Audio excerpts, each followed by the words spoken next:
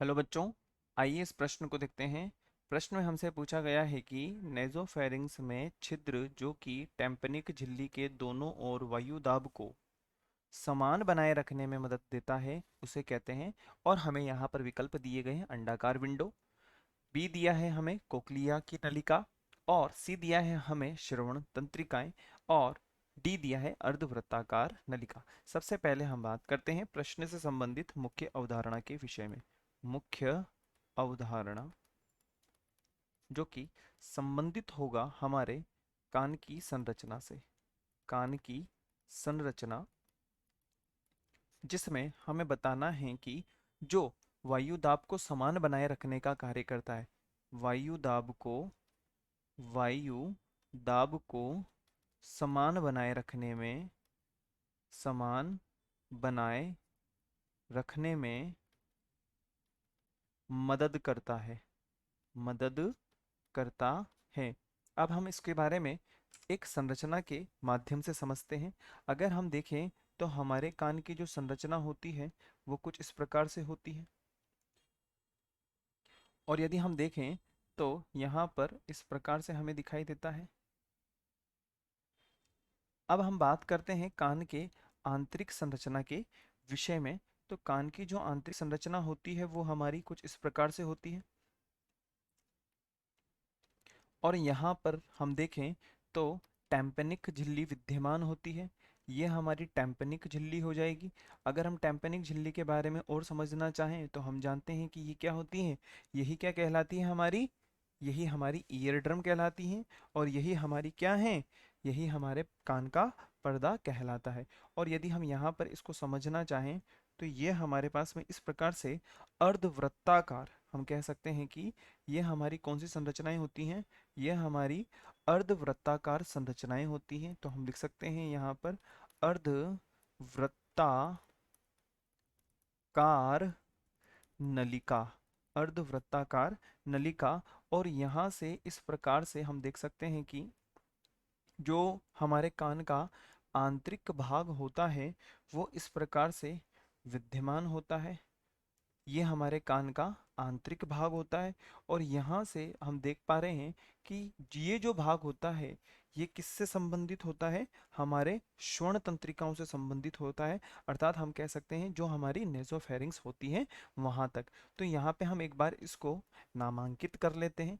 ये वाला जो भाग है हमारा, ये वाला जो भाग होता है हमारा, ये हमारा बाहरी भाग होता है या बाहरी कर्ण होता है। और यदि हम बात करें इस वाले भाग के बारे में तो ये हमारा मध्य कर्ण होता है। मध्य कर्ण होता है। और इस वाले कर्ण के वाले हिस्से के बारे में बात करें हम तो ये हमारा आंतरिक कर्ण होता है। अब हम बात को समझते हैं कि यहाँ पर क्या क्या उपस्थित होते हैं। तो हम इसके बारे में बात करें तो ये हमारी टेम्पेनिक झिल्ली होती है। टेम्पेनिक झिल्ली होती है, या इसी को ही हम क्या कहते हैं, ईयर ड्रम कहते हैं। ईयर ड्रम कहते हैं। और यही हमारे कान का पर्दा कहलाता है। अब हम बात करते हैं तो यहाँ पर क्या विद्यमान होते हैं। अगर हम यहाँ पर देखें ये जो बाहरी वाला भाग होता है हमारा, इन्हें क्या कहा जाता है, कर्ण पल्लव कहा जाता है। क्या कहा जाएगा, कर्ण पल्लव कहा जाता है। कर्ण पल्लव कहा जाता है। इसको हम अच्छे से लिख लेते हैं, कर्ण पल्लव होते हैं। और यहाँ पर अगर हम देखें तो यहाँ पर हमारे पास में स्वर्ण नलिकाएं होती हैं, अर्थात जो कंपन होते हैं उस इस नलिका से होते हुए अंदर की तरफ गमन करते हैं। अब हम बात करते हैं कि ये जो अर्धवृत्ताकार नलिकाएं होती हैं यह क्या काम करती हैं। इनका मुख्य काम ये होता है कि मध्य भाग की जो कैविटी है, हम लिख सकते हैं मध्य भाग की कैविटी को किससे मिलाते हैं, यह नेजोफेरिंग्स से मिलाते हैं। किससे मिलाते हैं, नेजोफेरिंग्स से जोड़ता है या मिलाते हैं, एक ही बात होती है, जोड़ता है। और यह क्या काम करेगा, जो हमसे प्रश्न में पूछा गया है वो यह कि टेम्पेनिक झिल्ली के या टेम्पेनिक मेम्ब्रेन के दोनों ओर दोनों ओर जो वायु दाब है, जो वायु दाब है, उस वायु दाब को क्या बनाए रखता है?